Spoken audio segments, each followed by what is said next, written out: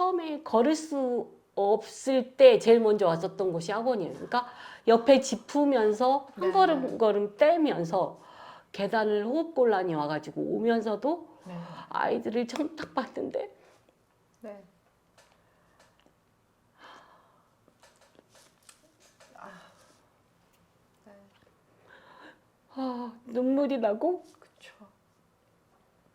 다시는 볼 수 없을 거라 생각했던 아이들을 다시 볼 수 있어서 너무 행복했고, 지금은 제가 이렇게 일을 할 수 있는 원동력도 집에서는 가끔씩 너무 피곤해서 나오기 싫을 때도 있어요. 네. 그런데 무조건 나와요. 그러면 힘이 나요. 무조건. 아이들을 네. 보면 아이들을 보면 어디서 그 힘이 나는지 모르게 힘이 나는 거예요. 네. 네. 그래서 이거 나한테는 천직이구나, 네. 그런 생각이 들었던 것 같아요.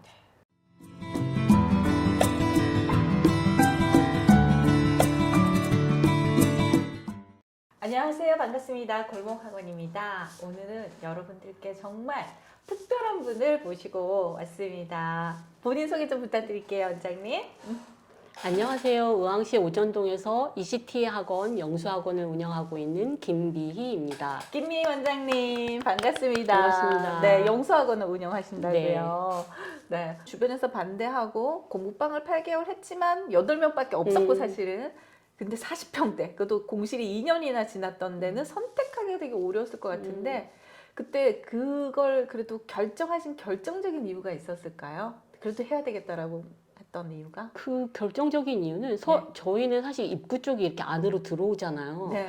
그래서 처음에 고민이 아이들을 데리고 어머님들이 이 깊은 곳까지 상담하러 올까? 이걸 네. 되게 고민했었어요. 네. 그래서 그걸 놓고 계속 저는 이제 신앙인이니까 기도를 네. 하면서 어떤 확신이 딱 생겨서 네. 그래서 그냥 그래, 망해도 내가 망하는 거고 네. 성공하면 성공하는 거고 한번 네. 도전은 해보자라고 네. 생각해서 시작했던 것 같아요. 그래서 그때 40평에 8명 다 아이들이 다 왔어요? 네, 8명 다 오고 네. 새로 여기서 이제 인테리어 하고 들어왔잖아요. 네, 그러니까 아이들이 그쵸. 되게 좋아했고 네. 그 아이들이 친구들을 데려오기 시작했어요. 아, 그렇군요. 네. 그러면 어느 정도 시기에 이 정도면 원생이 괜찮겠다 싶은 시기가 있었을까요? 거의 아니면 급격히 1년, 1년 정도 안 됐을 때 네. 거의 뭐 인원이 많이 증가됐던 것 같아요. 근데- 그래서 네. 1년 하고 2년쯤 됐을 때는 확장해야겠다는 생각을 했어요. 1년 반 정도 됐을 1년 때. 반 만에 네. 40평도 굉장히 넓은데 네네네. 그때 또 확장을 네. 결심하셨다고요? 인원 수가 이제 요 교실에서 영어 수학 자체를 다 하기에는 네. 버거운 상황이어서 네. 앞으로 아직 충분하지는 않지만 네. 미래를 먼저 준비해야 된다고 생각을 했고 네.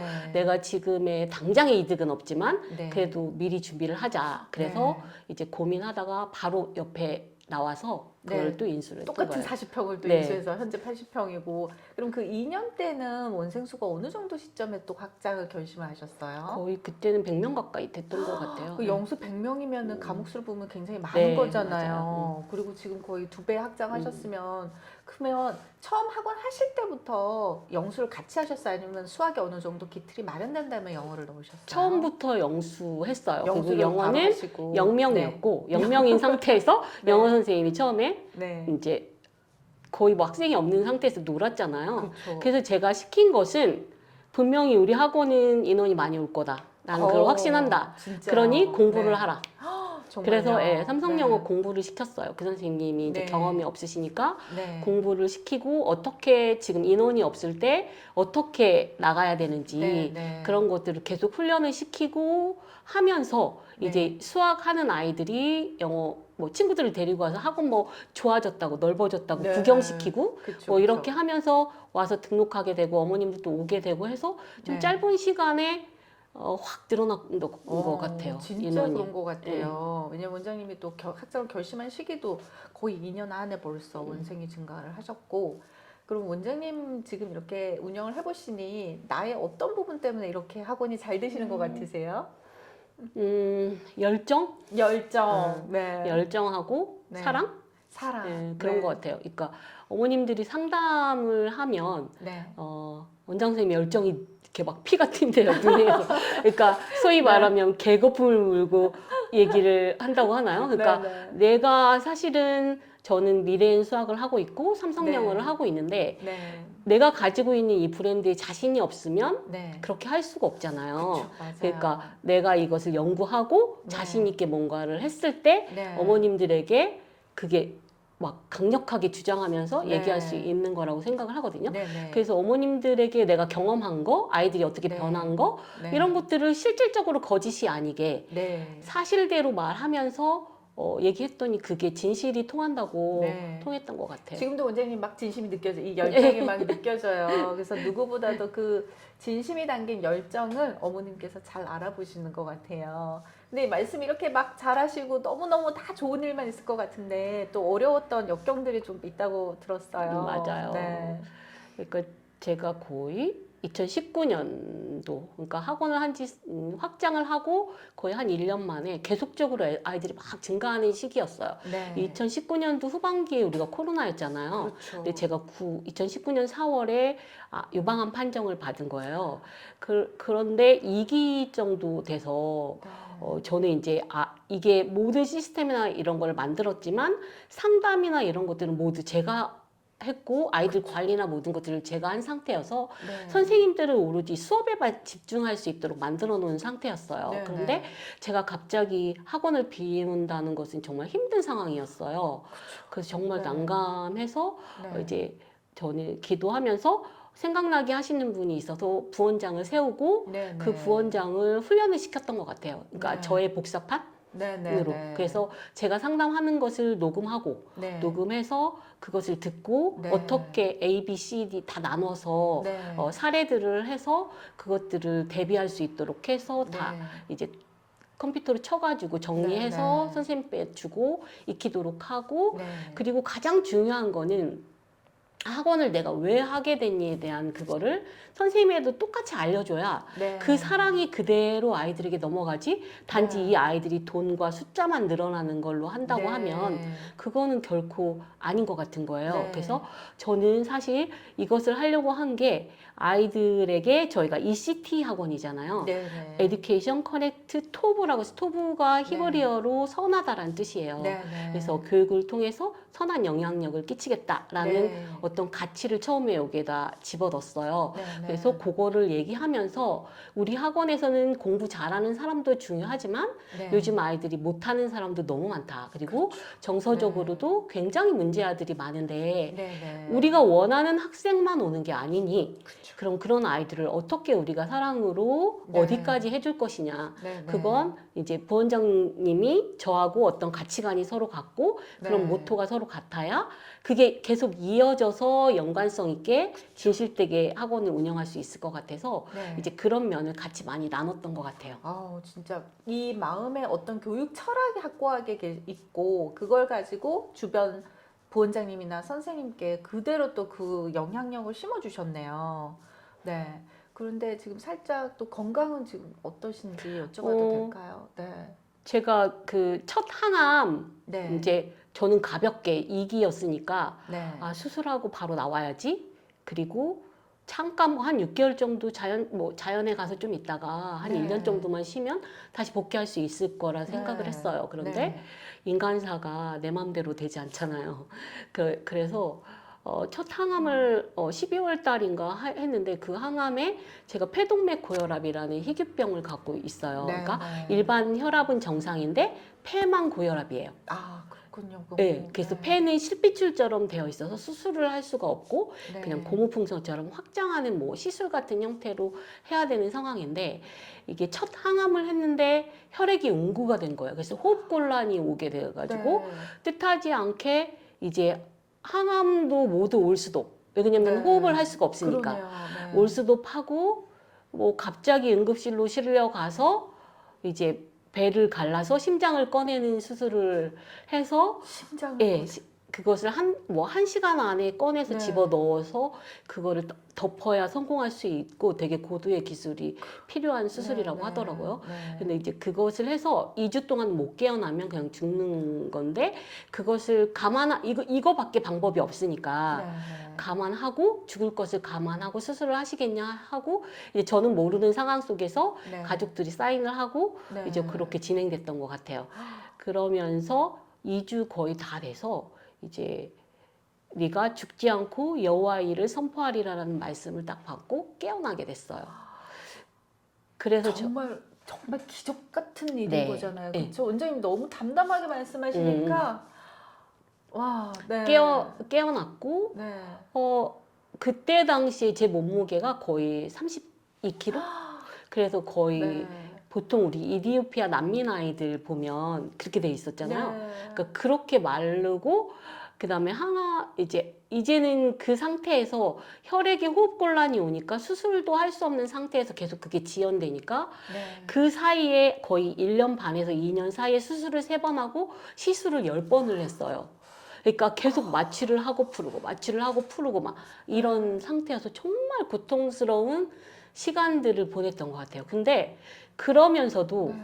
저희 부원장님하고 아이들 그 중환자실에서도 통화하고 카톡하고 네. 기도하고 이제 네. 그랬던 것 같아요. 그렇게 지내고 그러면서 힘을 얻고 네. 그리고 또 그 중환자실에서 이렇게 의사들과 간호사들을 보면서 바쁘게 막 움직이면서 저들이 소명을 가지고 일하는 것들이 보이더라고요. 정말 잠을 안 자가면서 어떻게 해서라도 살리려고 하는 그런 모습들을 보면서 네. 나도 다시 시작하면 아이들에게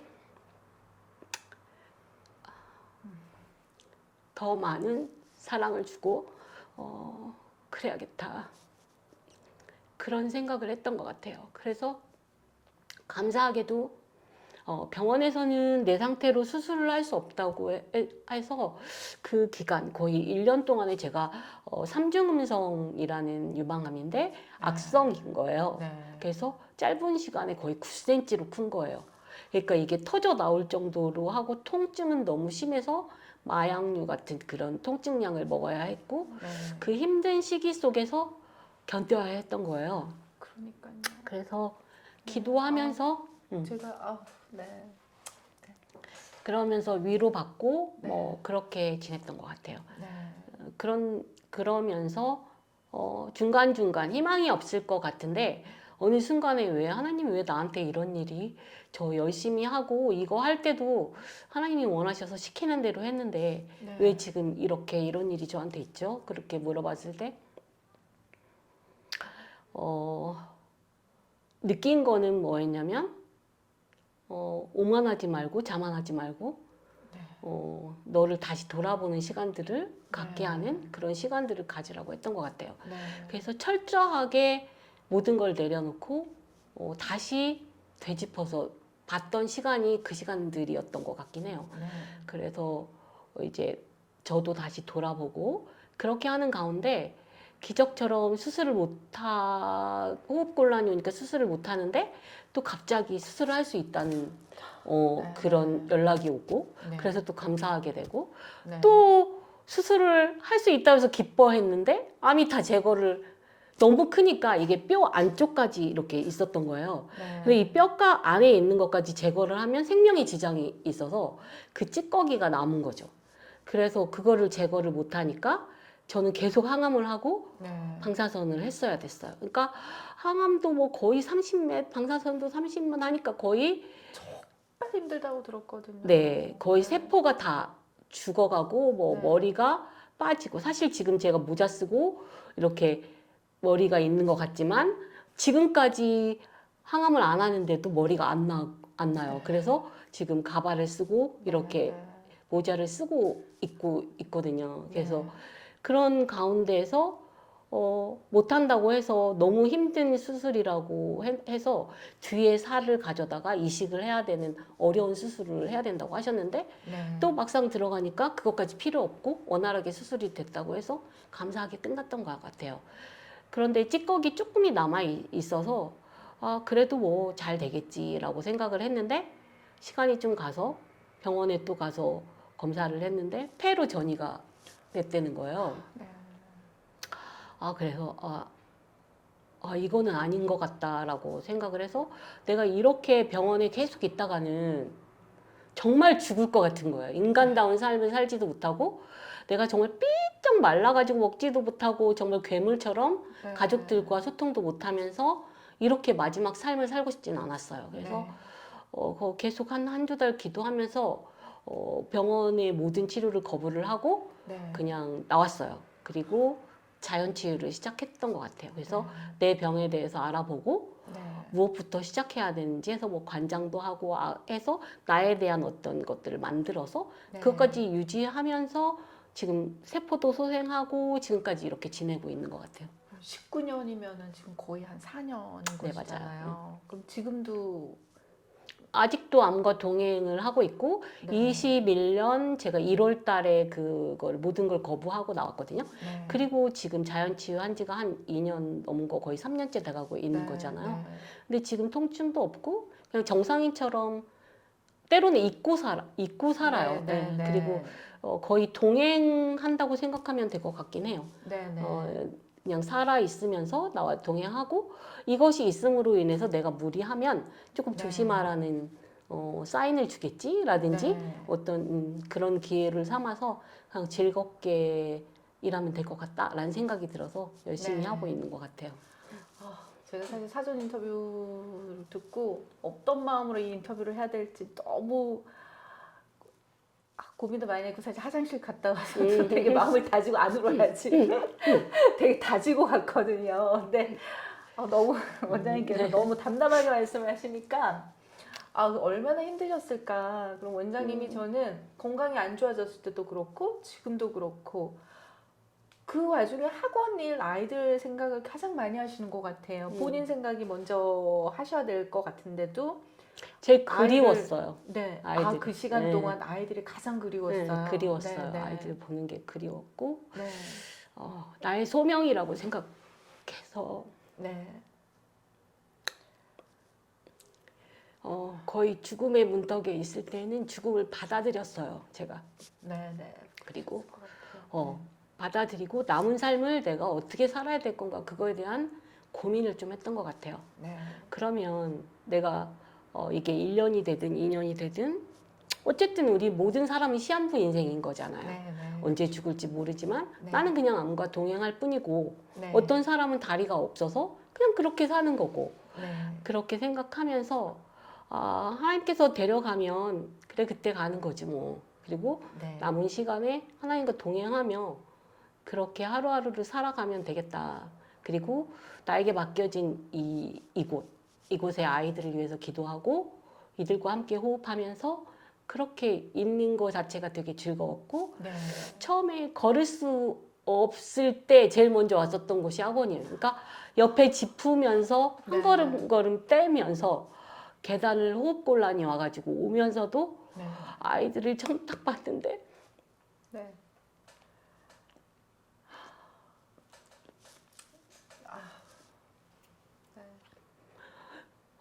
눈물이 나고 그렇죠. 다시는 볼 수 없을 거라 생각했던 아이들을 다시 볼 수 있어서 너무 행복했고 지금은 제가 이렇게 일을 할 수 있는 원동력도 집에서는 가끔씩 너무 피곤해서 나오기 싫을 때도 있어요. 네. 그런데 무조건 나와요. 그러면 힘이 나요. 무조건. 아이들을 네. 보면 아이들을 보면 어디서 그 힘이 나는지 모르게 힘이 나는 거예요. 네. 네. 그래서 이거 나한테는 천직이구나 네. 그런 생각이 들었던 것 같아요. 정말 그 누구보다도 진심을 담아서 이게 천직이라고 하실 만큼 그리고 정말 얼마나 아이들을 사랑하는지 이게 지금 너무 느껴지거든요. 그래서 원장님의 학원 이야기는 또 2부에서 듣고요. 여기서 일단 쉬어가겠습니다. 네.